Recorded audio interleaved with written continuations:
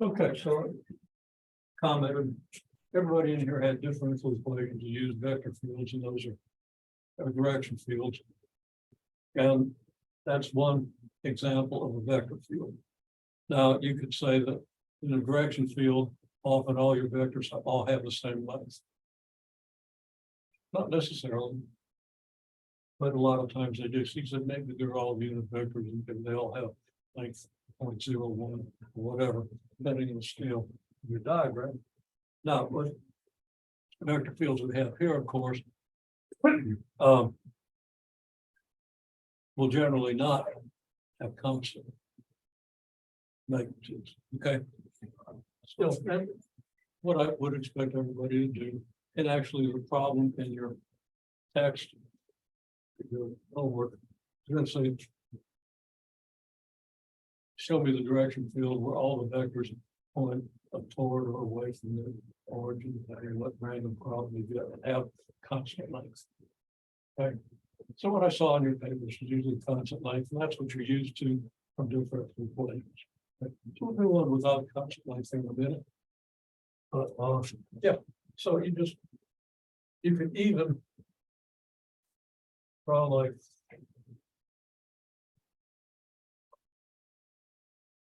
field lines through the origin, and then throw some vectors onto these field lines here. Field lines would be like these, and your vector field would be like this. And all the way around, okay, so I'm not gonna show off my artistic talent any more than I already have. I know you wish I would. Okay. Probably don't want to see. Okay, so how about now, vector field, where they all point toward the origin, but have lengths that are inversely proportional.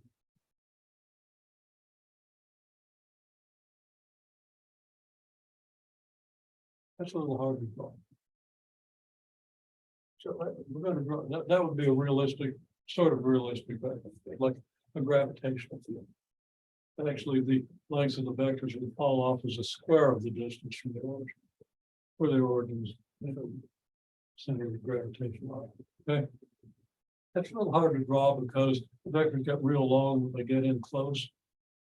So it's hard to make them long when they get in close, because they're going to want to go through the origin on the other side. So that's kind of a bit of a thing. All right. So you have to make them pretty short or start off pretty close to the origin. You can draw that. But you can do it. You trial and error, a couple of tries, and you get over the little glitches that tend to occur. And I think some of it's pretty good stuff. But let's do this. This is pretty unrealistic. Can't think of an instance we've had this, but I think they're most of the time.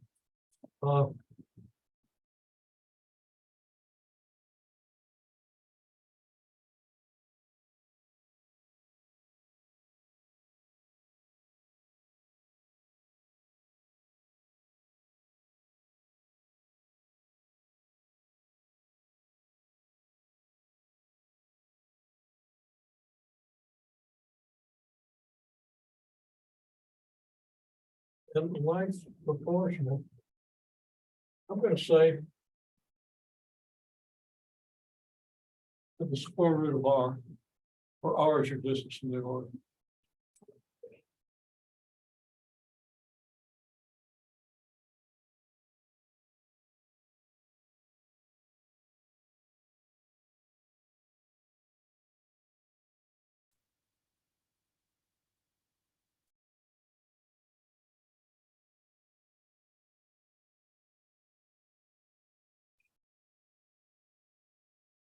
Okay, so I would construct this as follows. First, it's radial, since that's the word we would use for pointing toward or away from the origin.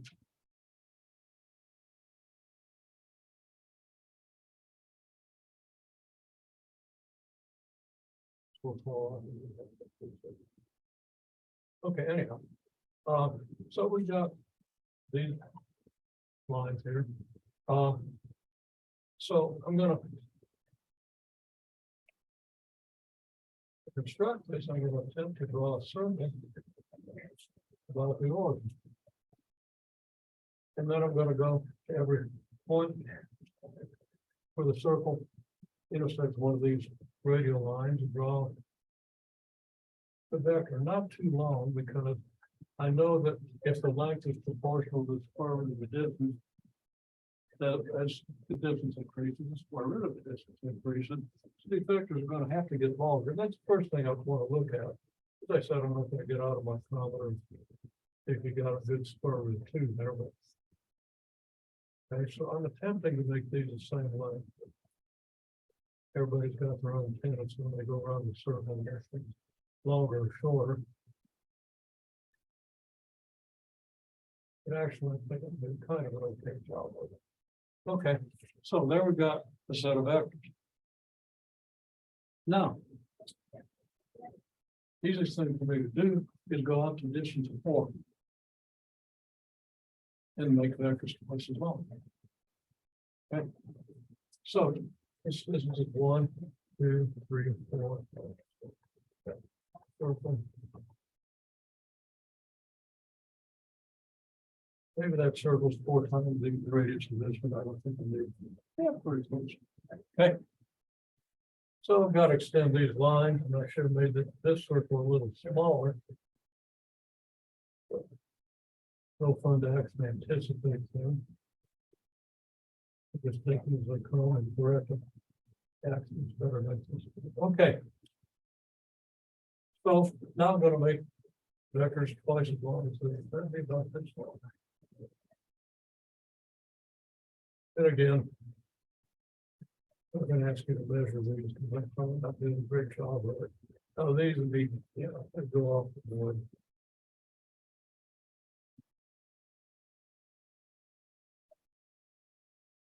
I really should have thought this through a little better, but there it is. Is that reasonable? Now take 1 or 2 points halfway in between. Just going to do 1 and something between this and this, right? Now, the square root kind of has a graph that looks like this, right? It increases more quickly from here to here than it does from here to here. So that arrow here is going to be closer to this line than it is to this line. So make them about this line. Now I might as well. Well, I make a circle here. I don't have to put numbers next to it. Just going to do a reasonable approximation. To make sure they're all a bit shorter than this one. And also clearly longer than this one.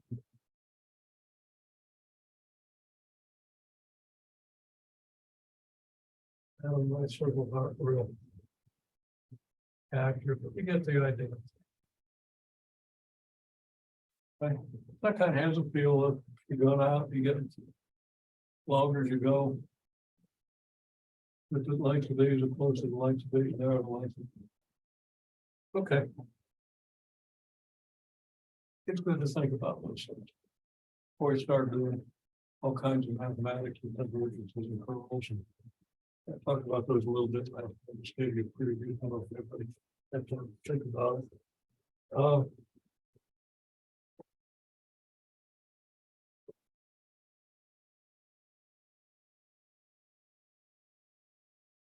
Or have someone. Okay. Well, let's just anticipate because probably about it for section 1. Then we'll do a little more. Yeah, there's no field. In some ways, kind of similar to the one we looked at last time. It has some interesting properties. So probably want to look at that. Okay, and here you've got a radial field.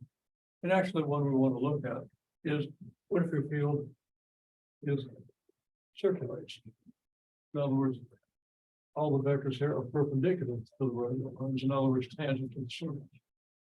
Okay. But pretty easy to draw one of those two, and just do what you do. Now I want to anticipate, maybe a little harder when we get into line intervals, but we've anticipated all that. You've done a good job in chapter 15. It shouldn't be very difficult for you. Let's say, I want to go from this point, this point, along some path. Well, if I go along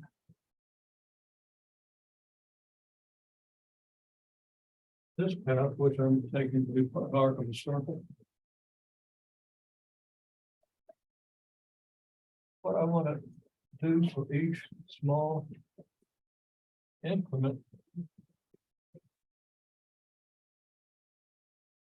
potentially I'm going to give up on this little tiny piece of purple frog and walk into the next room and grab one.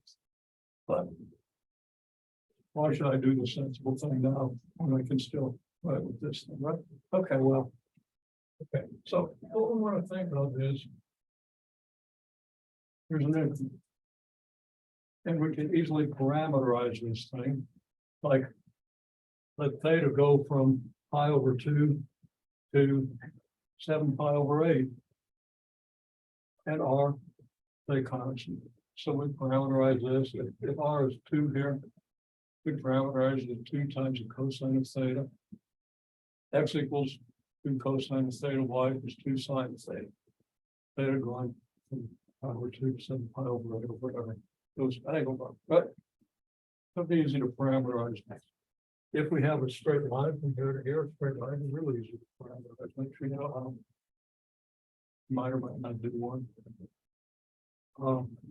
Just go back to the meaning of the equation of the line. Easy to parameterize. Okay. So anyhow, we're along this arc, and what we want to do is we want a vector that represents displacement from here to here. Okay. Now, placement is along an arc, but if this is a small enough increment, the displacement is going to be pretty close to a straight line that can be represented by a vector. Okay. And then, of course, we have our vector field, which is going to be represented by a vector a little bit shorter than this one would be. There. Okay. If we enlarge this increment, and remember, I get the idea that if we're going to integrate something, we always want to look at a typical increment somehow. Start with a typical increment, parameterize things, and set up the integral. So we'll take this and we're going to go ahead and do this in here. Make it a lot bigger. Now we've got this.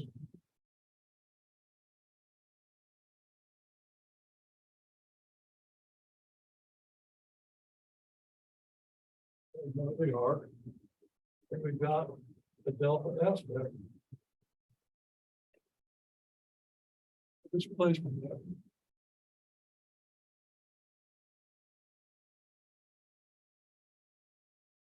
And we got a sampling point.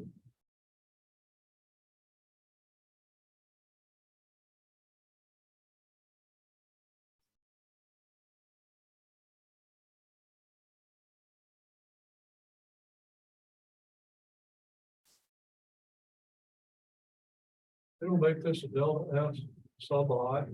It's implicit that we've taken whatever parameter we want to use to parameterize this arc or curve or whatever it is, this path.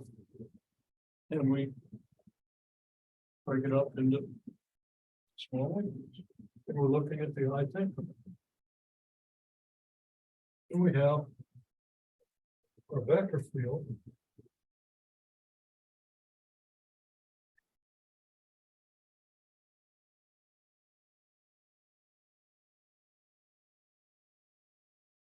Yeah. That's nice, small line.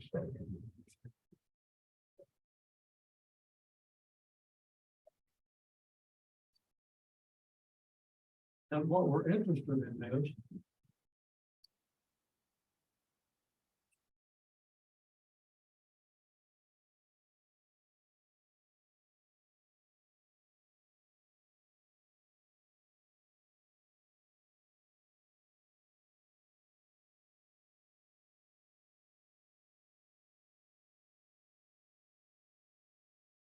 going to sum up F dot delta S over the whole curve.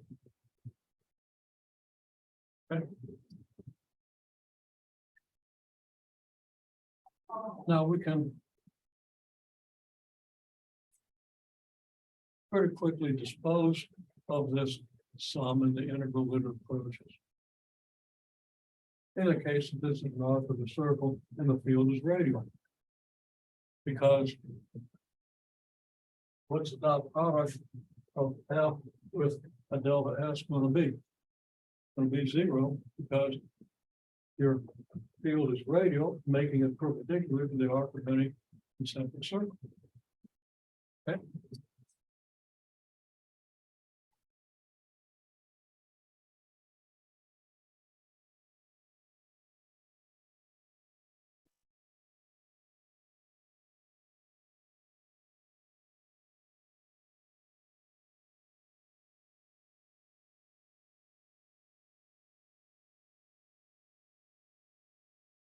Half of the arc of the circle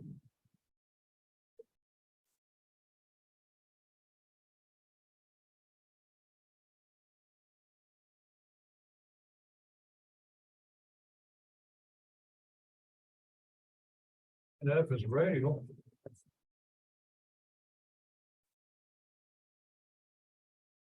The integral that we get over the curve of F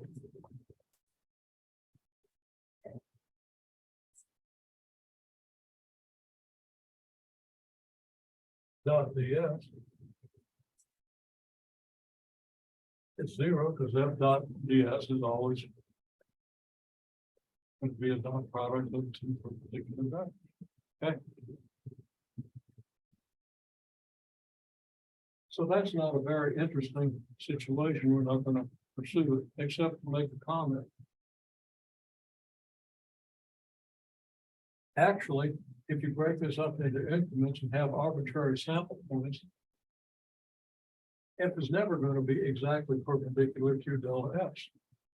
If the sample points are truly random. Okay. Sometimes F will make an angle greater than 90 degrees with delta S and then a little bit less, depending on where this is within the increment. Field being radial, it's going to cheat out this way if your sample points in this half of the delta S and cheat out this way, but it balances out. And when you take the limit as you're changing your parameters, your delta t or delta theta or whatever it is goes to 0, those discrepancies are going to approach 0, and you don't have to worry whether they balance out or not. Since they approach 0, they're going to sum up to 0, and they do balance out. But they won't balance out on any finite number of increments. So if you're doing this, like, for example, if you're doing a kind of a Monte Carlo thing, which means you actually tell your computer to break this up into a million segments. Okay. And calculate it for random point within each segment. It's never going to give you 0. But the more segments you break it into, the closer it's going to get to 0. And if you don't have a good way of actually computing the interval, you're kind of stuck doing it. And you got to understand that just because this thing's giving you a non-zero result. If you break it into smaller and smaller increments, and those results appear to be approaching zero, they probably are. But maybe not, and maybe you better know a lot more math before you decide. And maybe that's somebody else's pay grade. Okay, because most engineers aren't prepared to do that. Okay. Now, maybe you become prepared to do that, you have basis for it. If you got your at least 2 years of calculus-based mathematics and linear algebra, of course, you've got a foundation where you can learn that. Of course, then there are advanced engineering math courses that would provide a foundation for doing something well beyond what you can do once you have that course, right? So, they're just, the role of mathematics. I think I mentioned I got into a mathematical physics course and it's full of graduate engineers. I didn't know what was it. Those guys all blew me away. Okay, me and another undergraduate mathematician. We got through the course, mostly by the grace of our instructors. Because we didn't know where to start. The engineers all knew all this math. We were just crunching mathematics a lot more than the time. Didn't want us to do it very well, even though we were quite well prepared mathematics. Just giving you a little clue what we could do with what you where that's take you. Okay, so you'd be one of those graduate engineers doing the work. I mean, I understand it's like perfect, but now we actually developed what they were doing in physics to greater extent than they had in engineering. Everything's obviously another quality don't that coincides because you can really suck at something you otherwise do well. Okay. Okay, well let's take another path.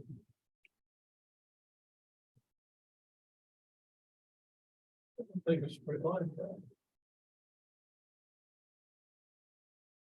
And actually, let's do these endpoints of the corner. Okay, let's say the corner here is -2, 1. And the coordinate here is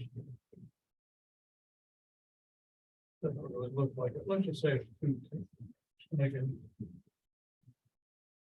okay. Use integers instead of having to deal with fractions. In this case, typical increment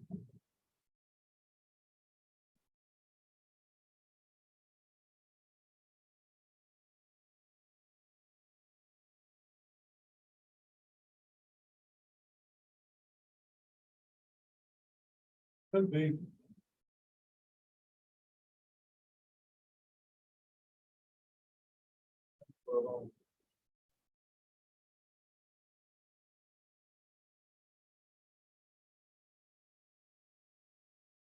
well, that's we're missing it.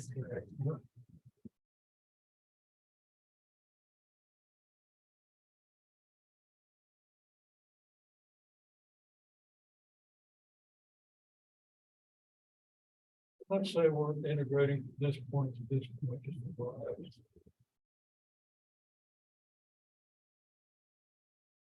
We've now got our delta Fi. And we're going to have a radial field, and it's not going to be anywhere near perpendicular. Because look at where we are.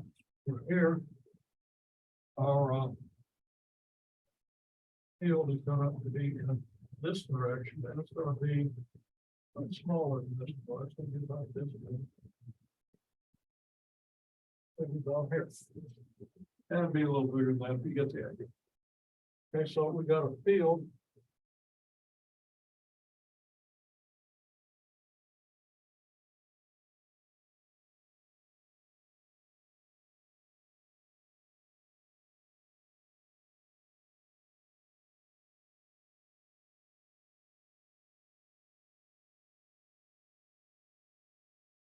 It can be expressed in terms of a TI star where T is a parameterization.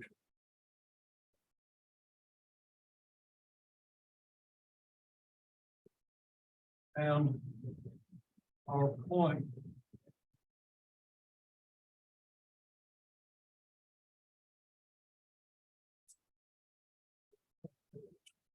or sample point will be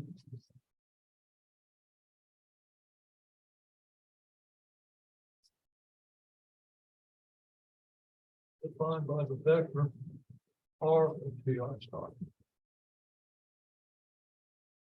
Fair enough. That's the way I'm going to parameterize this. That's the way I want to. Okay. So what's a parameterization from here to here? Well,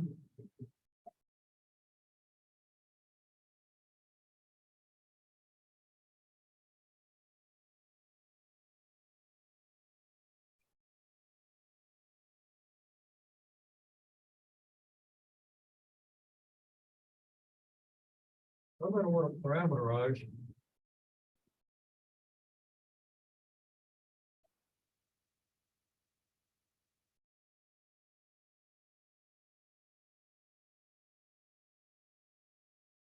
we're going to let T go from 0 to 1. We're going to let it go from any limits. But 0 to 1 is a nice one to use as a kind of a default, unless you have a good reason to parameterize it some other way. Like if you parameterize an angle, you probably want to go from 0 to 2 pi. You might want to go from 0 to 2 pi. Okay. Or you might want to just use cosine of 2 pi t and let T go from 0 to 1. Okay. We did some of that last time. Take that into account. Okay. This vector here is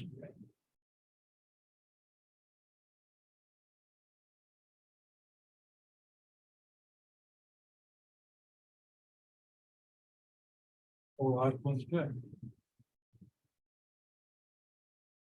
This vector is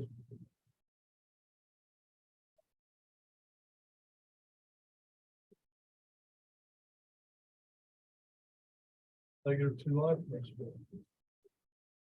Any point on this curve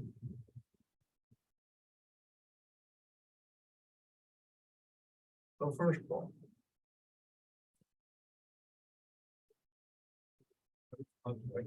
this vector, of course, is 2I plus 2J. Well, we know that, but more importantly, it's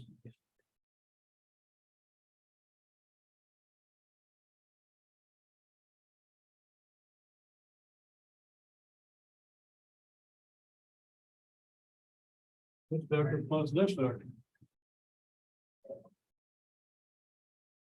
Negative 2I plus J plus 4I plus J. Well, that adds up to 2I plus 2J, which is better. Okay.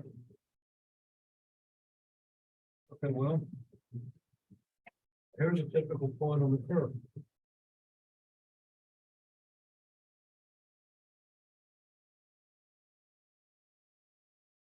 This vector is a multiple of this vector.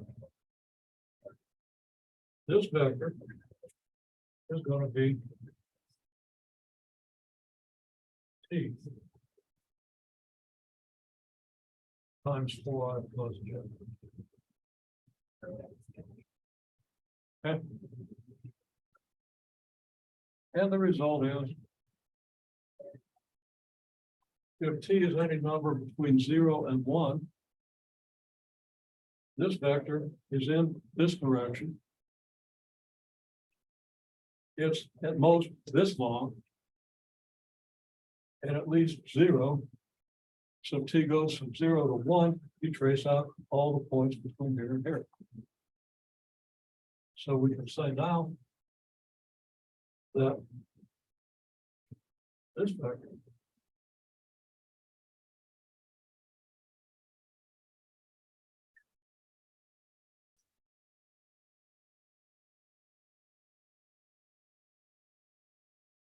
I'll call it R of T.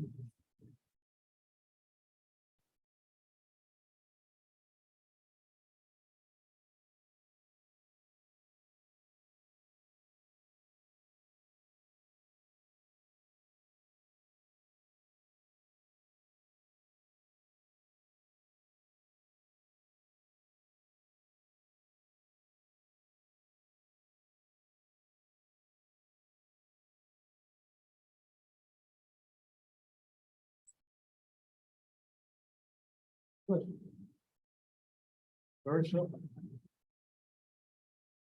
Okay.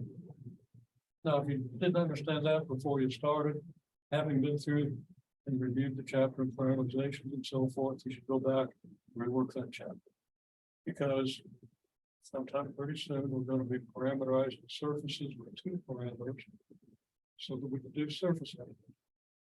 And if this isn't totally obvious to you, along with parameterization to circles and ellipses and a lot of other stuff, you're going to have problems.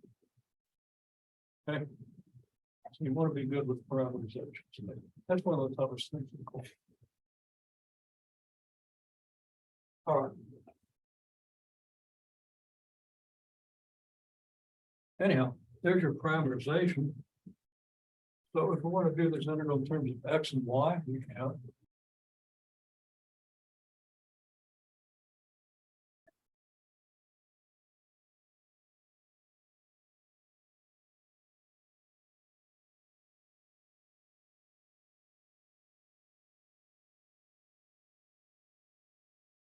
Right out of it. Your x coordinate is the I component of this vector. The I component is going to be -2 plus 4t. And the y component is going to be coefficient for j, which is going to be 1 plus t. There it is. So now we've parameterized this straight line. Then we can partition the parameter and set up the interval. Okay, I'll do that real quickly. This should be something we've done so many times. And hopefully you've got it a bunch of times in your own. Okay, because you really should have been doing it in all through chapter 15. Except, well, you weren't doing a lot of line integrals in chapter 15. We talked about them.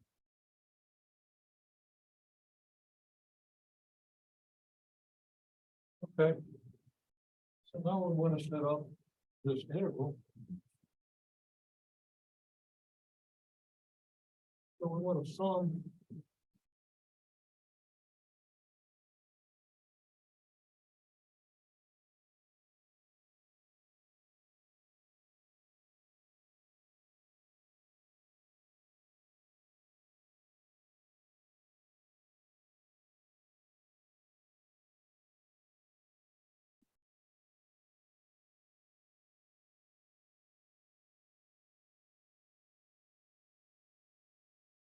this for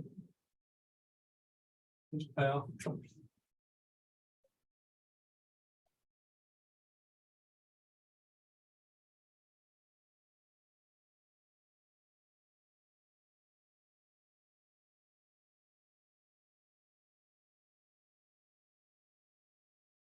Partition the t interval from 0 to 1.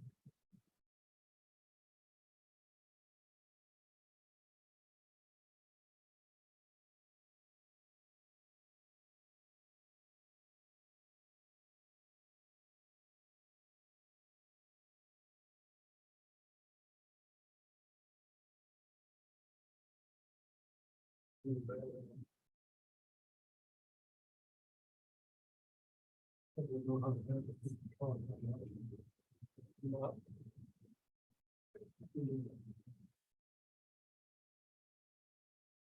Go too far. Over here. Yeah. Okay. So we partition this interval, we take our typical increment, and we've already implicitly done that. So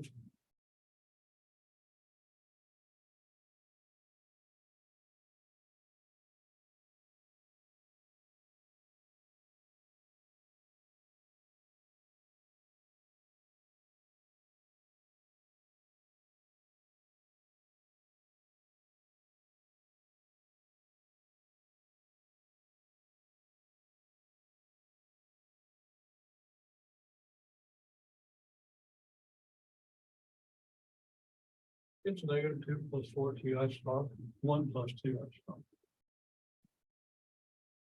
So that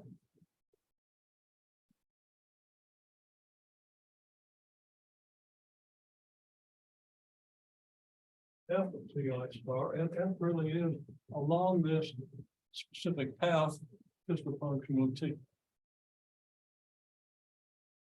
But F is a function of two variables. And T gives us the values of those two variables. So we have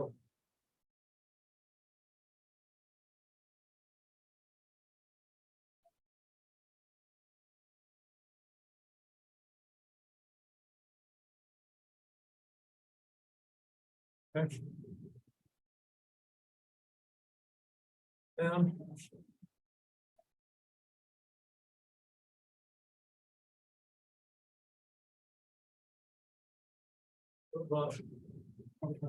delta SI.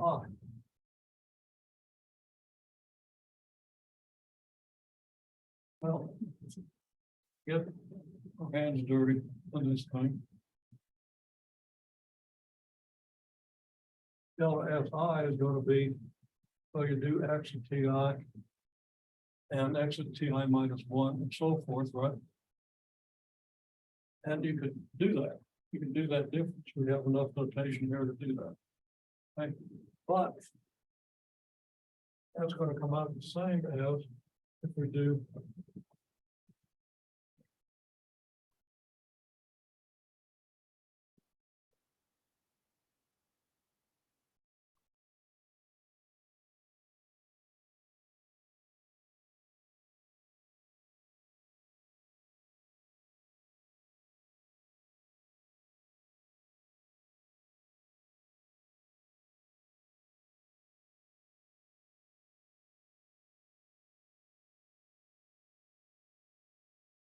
X prime and Ti star and delta Ti star. Because, well, that's how fast the thing is moving. It's interpreted as time, or it's the rate at which X changes with respect to T. Either way, you multiply the rate of change with respect to T by the change of T. And you get how far it moved in the X direction.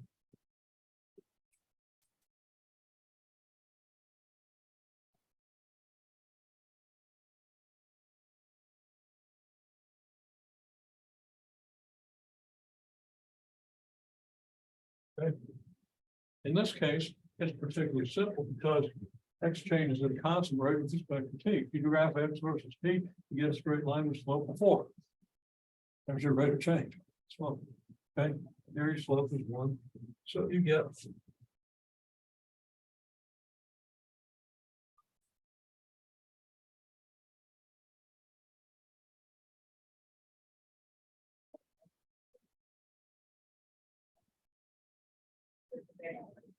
this 4 delta Pi star and derive that from delta Ti star. And your J just delta Ti star because it's given the Y means 1. Okay. So,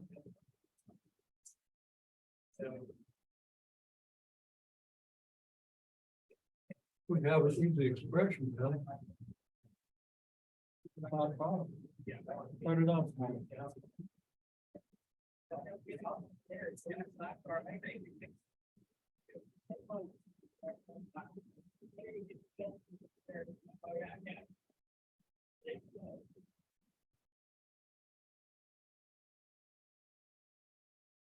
About to simplify it. Yes, ultimately, we're going to be integrating. Ultimately, what we're going to be integrating, say all the words. Okay, so I asked you to do this. I didn't give you very much time. And that's a good thing because everybody's writing things down and nobody had given me a blank look yet. Because you really can't do this unless you have an expression for F. Well, we can get an expression for F. Okay, so I'm going to ask you.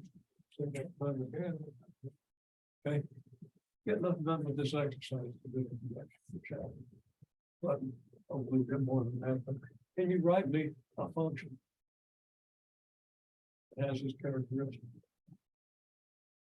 First, can you write me a function? Any function that's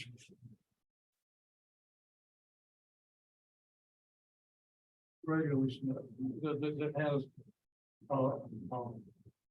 any function that's whose vector field is radial. You write me a function with a radial vector field.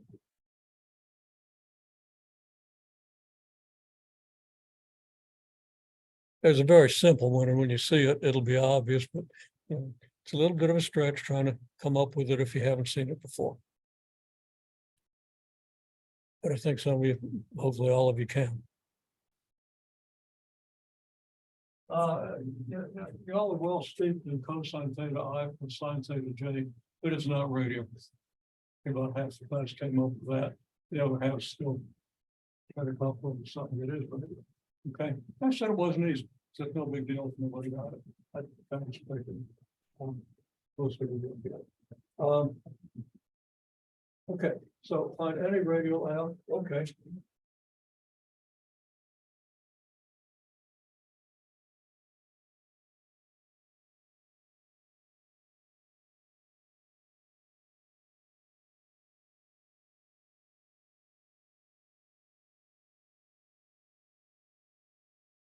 That's radial. Convince yourself of the fact.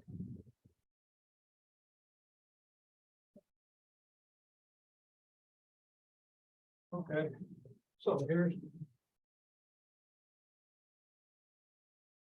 this. I want to pick a random point.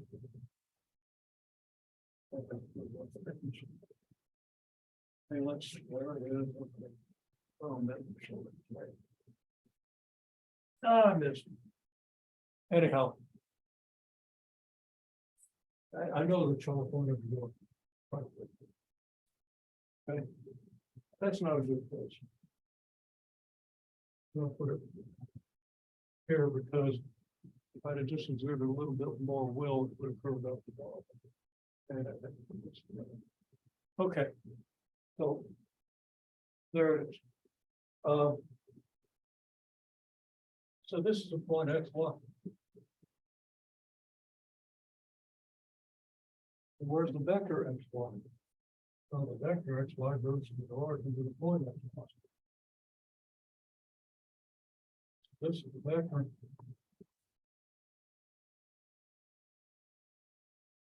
XY.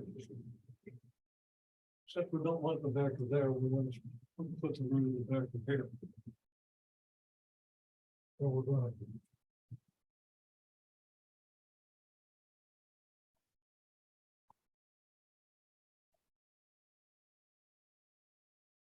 draw it here. And then I don't like the eraser here, so we have a memory of how we constructed it. But the vector xy is radial because it goes from the origin to xy, even if you want to put the initial point at the point xy, which you would. Okay. So that all points at this distance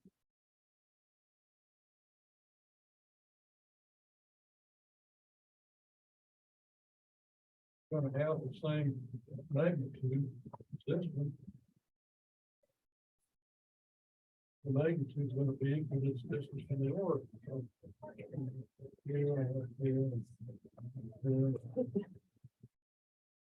So here. Okay. What if we double our distance from the origin? In other words, draw a circle twice its radius. Well, the vector is going to have to get twice as long. Don't have room to do that, but I go half the distance. Yes.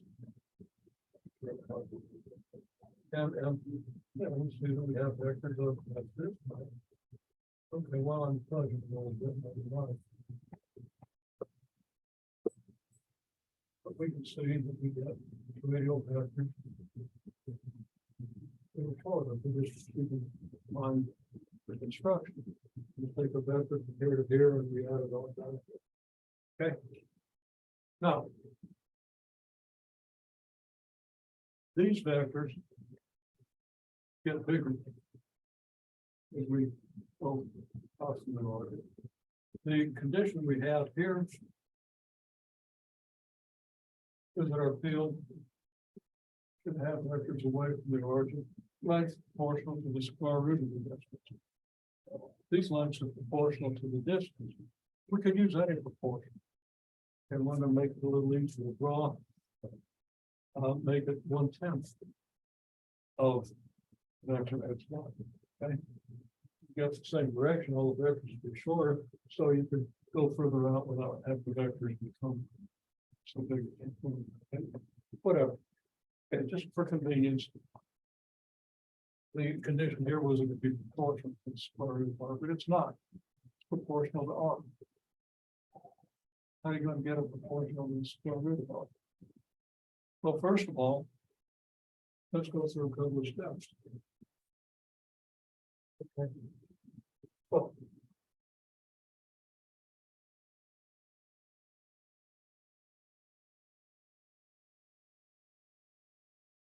if x y to x I plus y j is radial.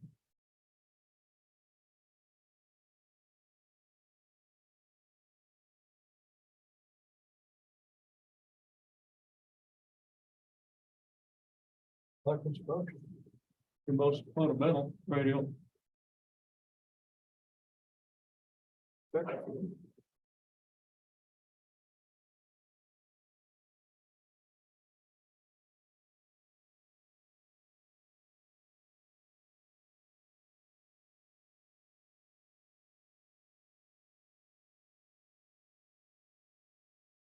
The magnitude of f square root of x squared plus y squared is f not f square root of, or just Pythagorean theorem.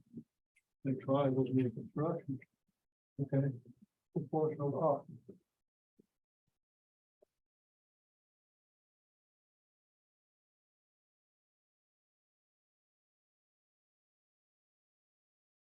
Okay, well, let's do another step. Trying to make this thing proportional to the square root of y. What if we wanted vectors of constant length?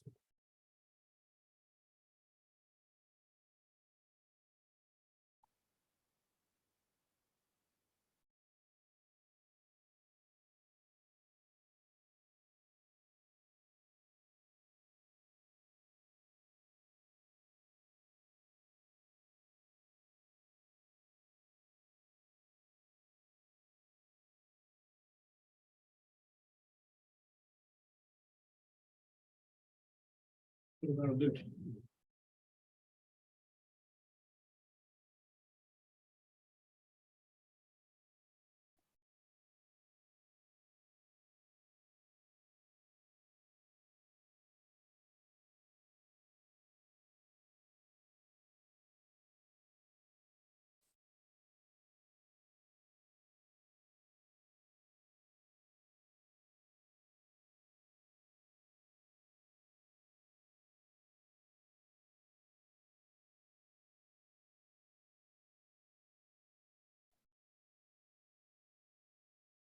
Put it this way.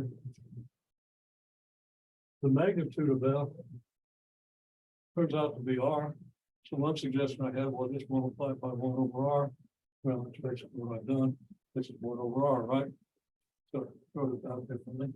But what's the magnitude of x I plus y j?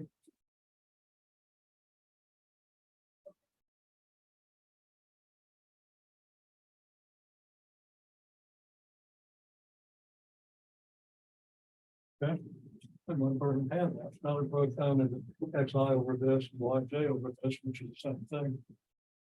So this is how you want to write it out. Okay. Okay. So that's how we get vector field, radial vector field constant magnitude. So we want to really understand that. Okay, well. What are we after? We want the magnitude to be proportional to the square root of r. Okay. So how are we gonna get that? I would advise probably with this, doing something with this.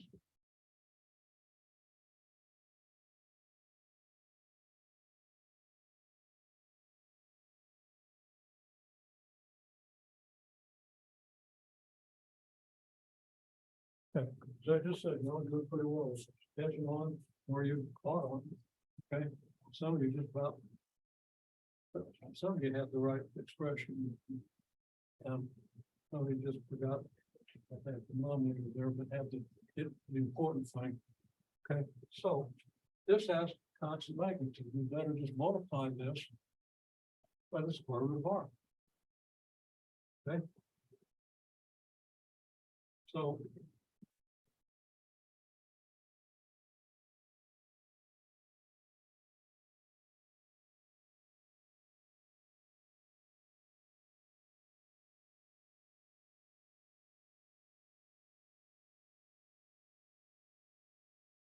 we should multiply this by the square root of r. Well,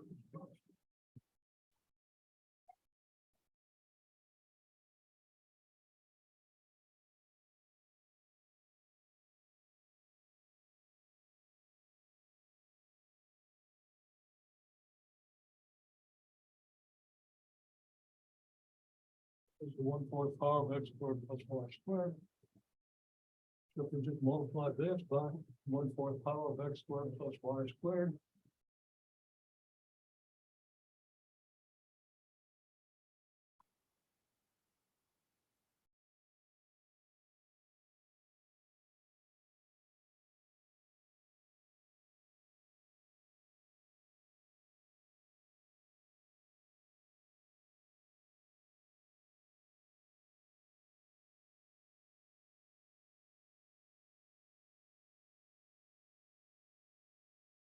So we have it.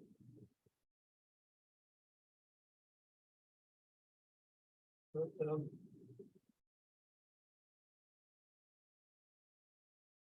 simplify.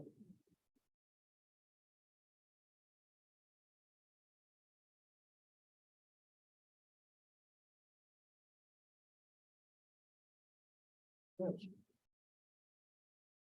Well, now we're ready to go in. Well, at least we're ready to write down.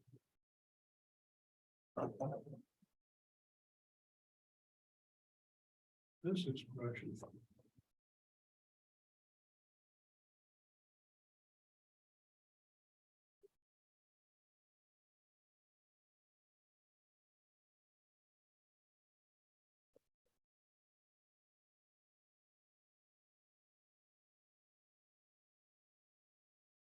Where we have what we need to put in here. Since we can put that together and write it out. X and. Okay, so. This becomes really simple, that you've got to see that we've got to express all this in terms of TIs. Okay. And if this is f of x, y, f of t sub I is just what we get when we substitute wherever it is, -2 plus 4 ti for x and 1 plus ti for y. So we got to substitute. Yeah. Okay, well. Okay, well, let's bring this over here.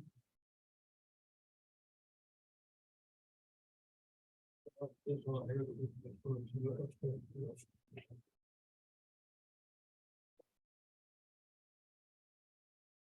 So we want to plug this in here. We don't really have room to write it out. It gets a little bit longer.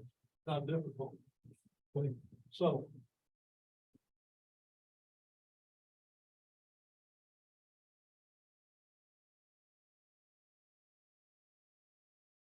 f of ti star, keep your star so you remember where everything is.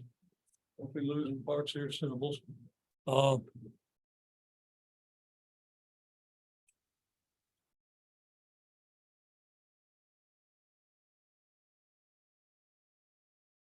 gonna write it out this way. That's ti star I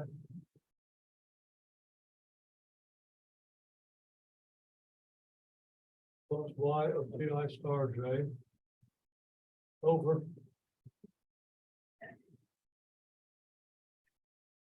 x squared of ti star y squared of ti star to the 1/4 power. Okay. Then it's pretty straightforward. To combine these things, we're going to get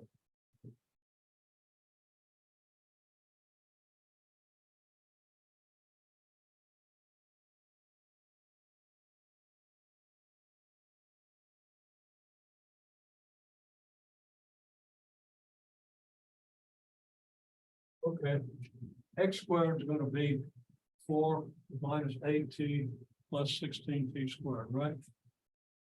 And y is going to be 1, so it's going to be 5. And then you got plus 2t minus 8t is minus 16. And I'm cutting out the intermediate stuff, probably making a mistake. I'm going to get 16, 17t squared. 17 pi squared over 1/4. There's going to be a lot of fun to integrate.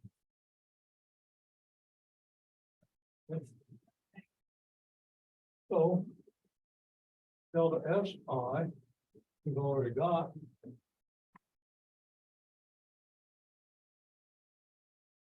Delta SI is this star. Well, actually it is.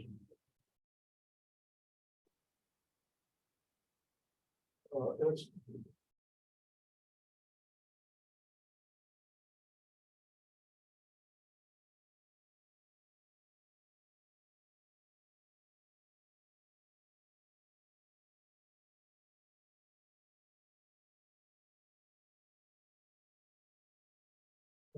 what's our dot product? Well, the denominator is going to be just this. The numerator is going to be the dot product of this with the numerator.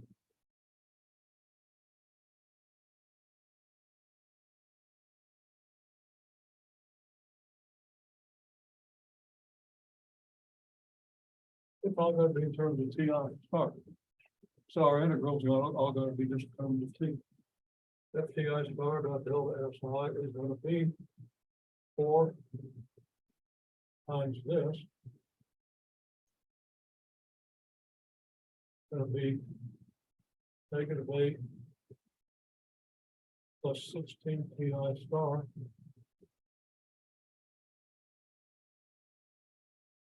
plus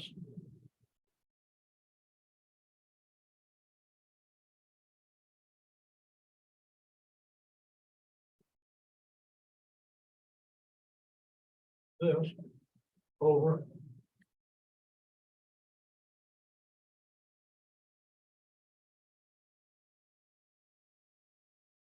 with the star, but that was the x.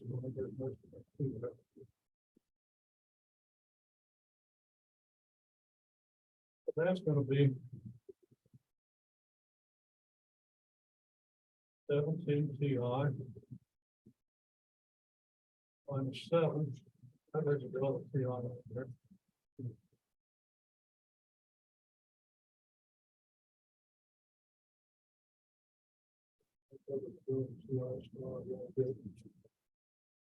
There should have been a star on the delta ti.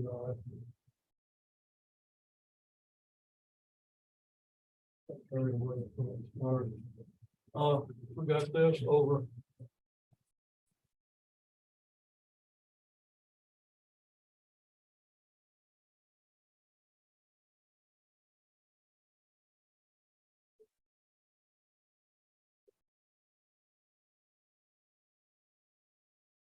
there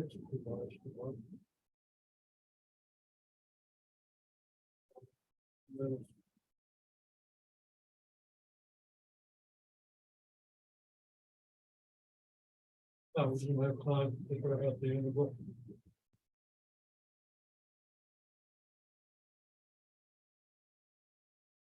Pretty good, 0 to 1.